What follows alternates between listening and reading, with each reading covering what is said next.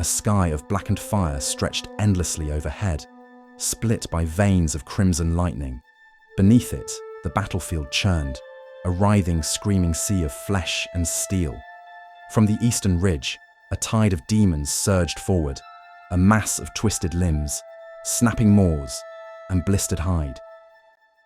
Their forms were unnatural, too many eyes where none should be, too many limbs bending at impossible angles.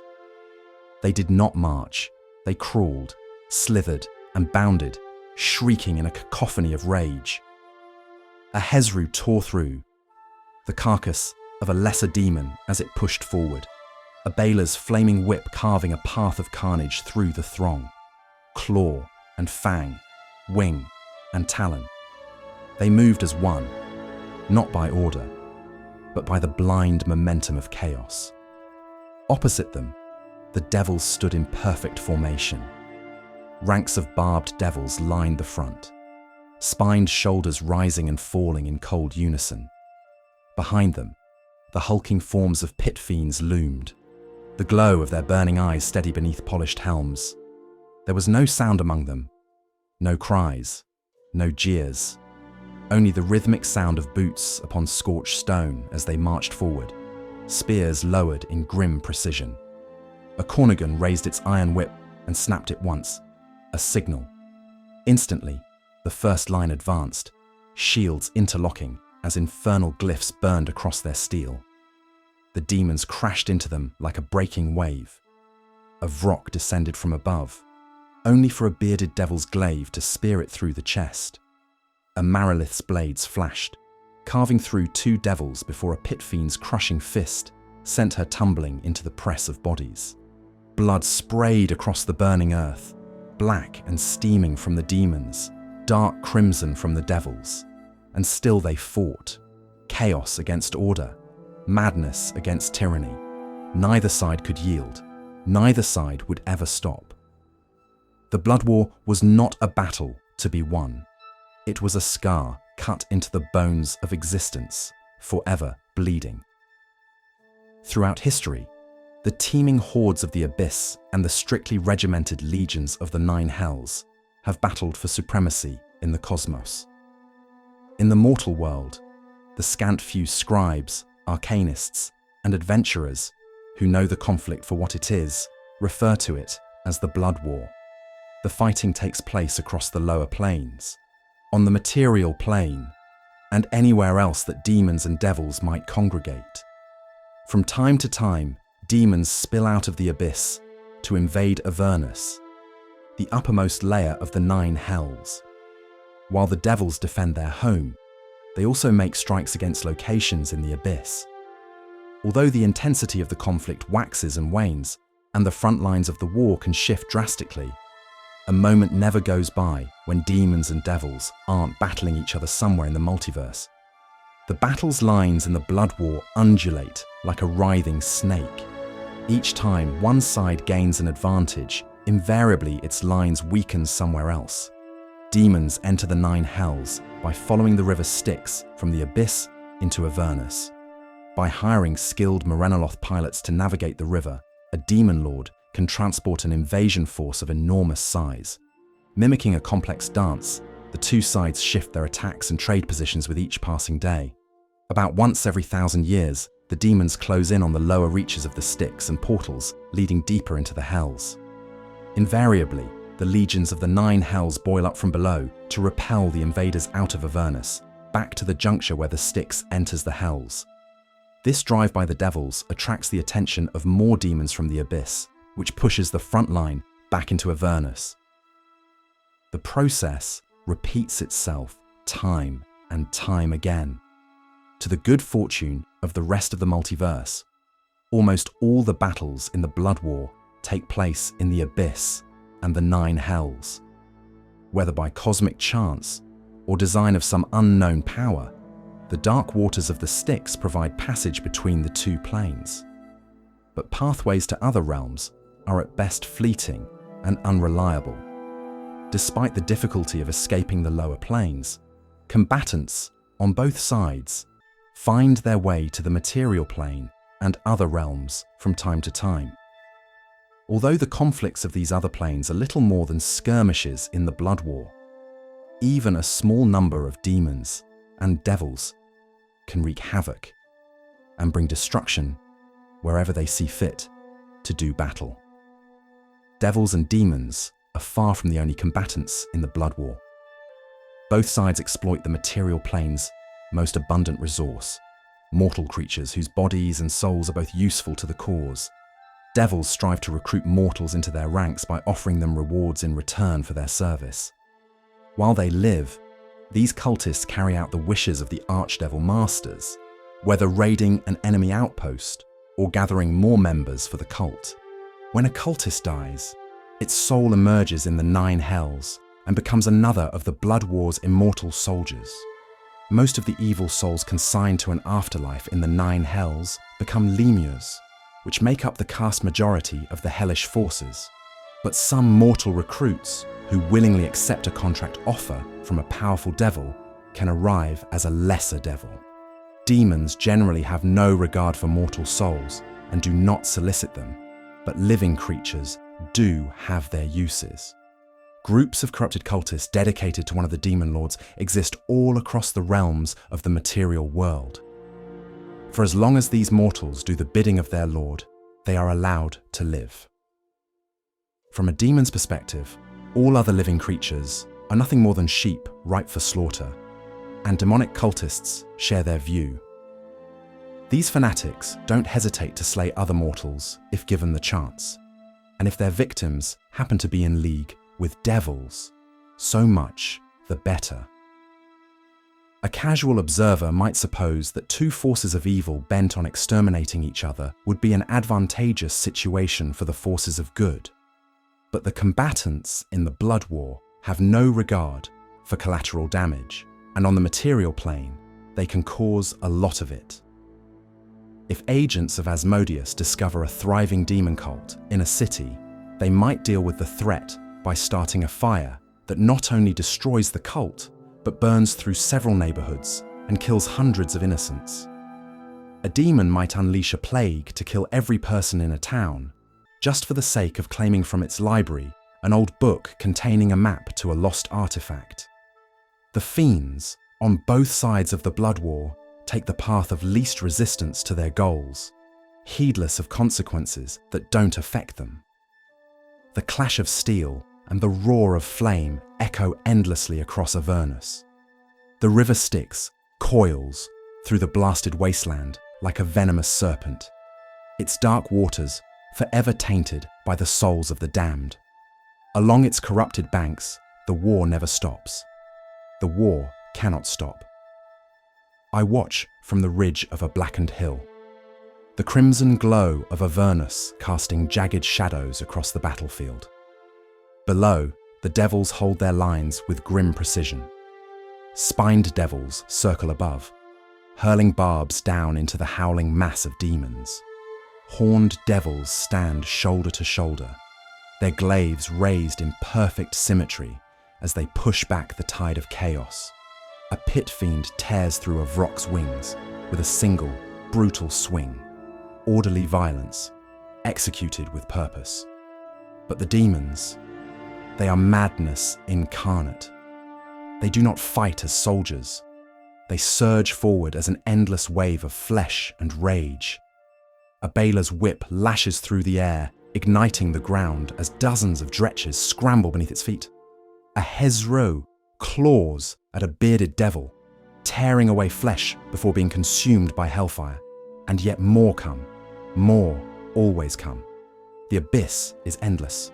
I am Zariel, Archduchess of Avernus, the Lord of the First.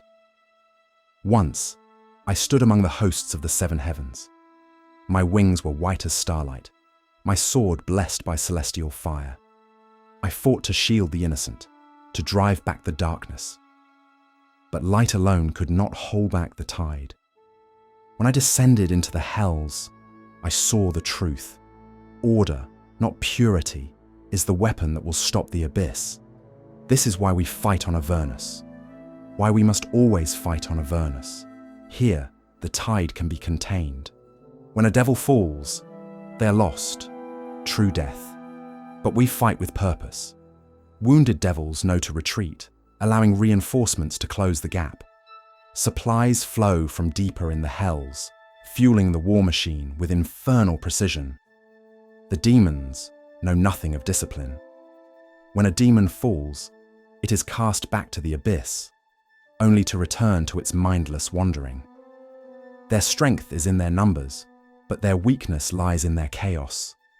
Without cohesion, they are little more than an infestation, a plague to be burned from the face of the plains.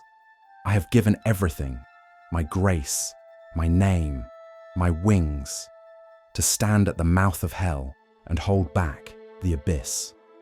There is no glory in the blood war, no salvation, only survival. The devils fight not for conquest, but for existence itself. The hells are the last bulwark against the abyssal tide, and so I command the legions of hell with the cold certainty that only the fallen can know. My legions bleed and die beneath the skies of Avernus, but they die with purpose. The demons press forward, screaming and clawing, but they will break upon the shield of hell, although the basic facts of the blood war aren't subject to debate. A host of theories exist that attempt to explain why the conflict erupted in the first place. The devils fight as a matter of pride mixed with burning resentment for a cosmic order that refuses to acknowledge their role as overseers of the multiverse. To the devil's way of thinking, the 9 hells are the front line in the demon's war against all of creation, and the fate of the cosmos depends on the devil's ability to blunt the invasion and send the demons back to the abyss. In fact, devils believe that the demons would have long ago swept across the multiverse, but for the unflinching rule of law that underlies the actions of the infernal leaders and their armies. If necessary, a general must not hesitate to sacrifice entire legions to stall an enemy advance or punch a hole through an enemy phalanx. Iron discipline combined with a ruthless focus on victory at any cost is what duels the devil's war machine. Every devil takes a grim pride in its service in the blood war. If there was any justice in the world, it would tell you the multiverse would bend its knee to the 9 hells, in thanks to the devil's role in preserving the cosmos. Most other creatures believe demons to be little more than mindless engines of destruction and violence. If that superstition were true, the blood war should have ended long ago, since the tactical and strategic genius of the archdevils would have made quick work of the hordes that erupt from the abyss. In fact, even though demons are quintessentially chaotic, their evilness combines with that outlook to produce a fiendish, subtle shrewdness. Demon lords and other powerful entities exert control over their armies that enables the forces to accomplish goals that would be beyond the capabilities of a leaderless mob. To the demons that have intelligence enough to appreciate their role in it, the blood war offers an endless source of diversion, underscored by resentment of a cosmic order that refuses to admit their superiority. As the devils have surmised, the demons invade Avernus because it is easily accessible from the abyss.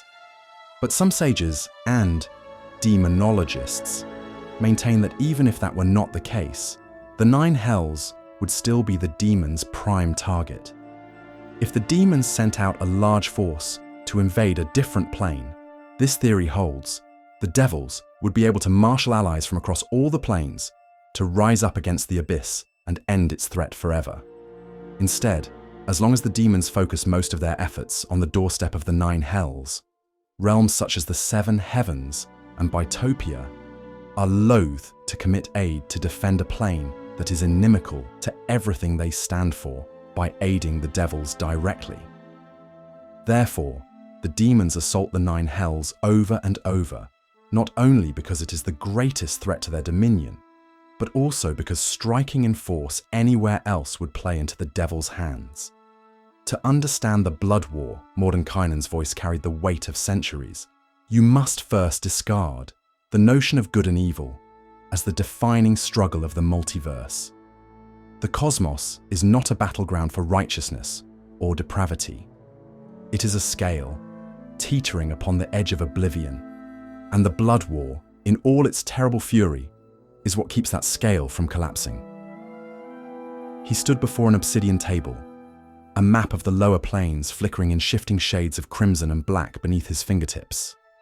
The roiling chaos of the abyss pressed against the rigid order of the 9 hells, an endless tide crashing against an immutable wall. The demons and the devils both believe their dominion over existence is inevitable.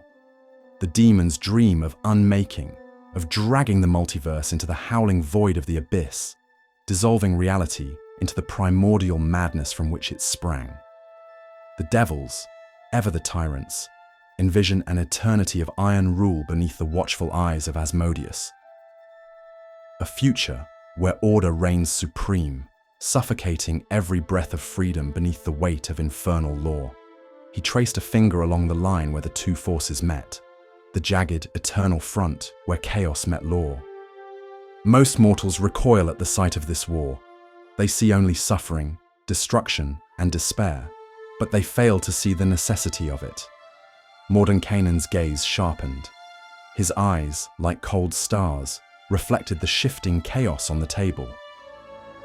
Imagine, if you will, a future where the abyss triumphs. A tide of writhing madness consuming all creation, cities of flesh and bone howling beneath the lashes of demon lords. The gods themselves reduced to broken remnants, bleeding upon the thrones of their sundered realms. His hand drifted toward the other side of the map. Now consider the alternative. A future where Asmodeus sits upon the bones of the last god, his legions marching in perfect unison beneath an eternal sky of burning sulfur. A future without choice, without freedom. A future where existence itself is a prison, every breath counted and taxed. He leaned back, his expression dark. Neither outcome can be permitted. Mordenkainen's hand curled into a fist. That is why the balance must be preserved. The blood war is not a conflict to be resolved. It is a tension that must be maintained. Neither side can be allowed to claim victory, for the cosmos cannot survive the consequences. He gestured toward the shifting map. A mortal city flickered into view, burning beneath the demonic assault. Another lay beneath the shadow of an infernal citadel, its people whispering prayers to their new masters. And so, we act. We steer the course of this conflict not toward resolution, but toward equilibrium. To consign one city to devilish rule, to see another fall to demonic chaos, it is not an act of cruelty, but necessity. For every triumph the abyss claims, the hells must be allowed an equal foothold. A true servant of the balance understands this. Mordenkainen's expression darkened. An arcanist might cleanse a world of devilish corruption with a single stroke of magic, thinking they have struck a blow for justice. But what they fail to see is the tide of chaos that would follow. A sudden weakness in the infernal front that would allow demon hordes to slip through the cracks and overrun the gates of Avernus. One correction begets another flaw. One victory invites disaster. His gaze hardened. We do not seek peace. We do not seek victory. We seek permanence, the fragile edge between oblivion and tyranny. He stood, and the map dissolved beneath his hand. Few have the strength to walk this path. Fewer still have the will to see it through. But the balance will be preserved, no matter the cost. The scene opens with Zariel, her fiery wings casting long shadows over the wasteland. Her eyes, burning with the embers of her past, scan the scarred terrain of Avernus. I remember the first time I set foot upon Avernus. A paradise, they called it. A beautiful world of fire and light, where the heat was tempered by the warmth of divine grace. But that grace, it was shattered. Just as I was, no, we were, shattered. The blood war, endless and unforgiving. War. It was in my blood before I even knew it. A calling, some might say. An obsession, others might claim. But I reveled in it. The clash of steel, the roar of the battlefield, the screams of those who dared to challenge me. My charge. My troops would follow me into the darkest pits, the fiercest fires, without question. And I led them. I was always at the front, never behind, never safely directing from a distance. I stood in the heart of the chaos, where others faltered. She gestures toward the horizon, where the flames from the crumbling ruins cast a red glow on the horizon. Now look at it. Avernus. Once a paradise, now a wasteland. Ruined outposts, charred remnants of what were once the proud bastions of war. Look at the iron wastes, scattered with nothing but debris. The viper trees, cursed things, grow where the lush flora once stood. They were beautiful once. I thought we would be victorious, that this would be a triumph. Instead, it's a graveyard, a battlefield stained with the blood of millions, both demon and mortal, infernal and celestial. But in the end, it was worth it. I am worth it. Zariel's eyes gleam with a fierce light as she recalls the madness of the war. I was the one who carried the weight of Avernus's war. It was I who commanded my legions to march into the heart of hell itself, cutting down anything that dared to stand in our way. I judged them, every foe, every ally, by the same standard, combat. Their willingness to fight, their discipline, their fury, how they channeled it. It was never about mercy. No, mercy was for the weak. In war, there is no room for hesitation. You strike, you destroy, and you take what is yours by right of strength. She laughs, the sound dark and full of fire. Others believed that the greatest powers of the 9 hells and the abyss would step in. Perhaps they thought the war would end with them, but they were fools. They were so consumed by their own petty battles and their endless power struggles that they couldn't see the bigger picture. Grazest, Orcus, Demogorgon, they fought amongst themselves, leaving Avernus to burn. They were too busy to notice the bloodshed pouring from the cracks of the plains. They left the battlefield to us, but that was fine. I thrived in it.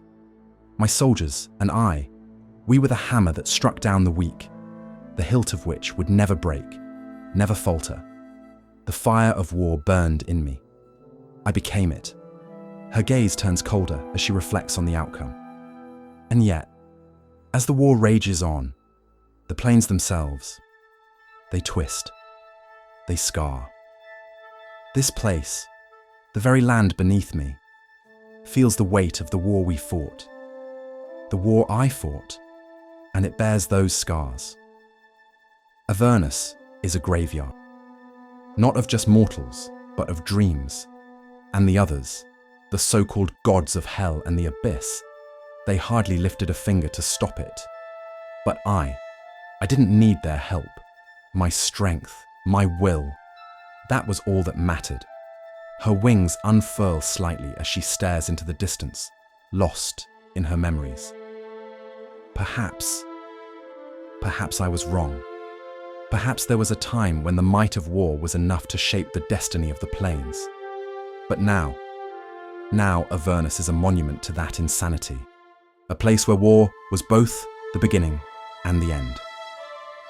Yet, no one knows better than I what it takes to truly command the battlefield, to burn the world with the fury of 1,000 infernos.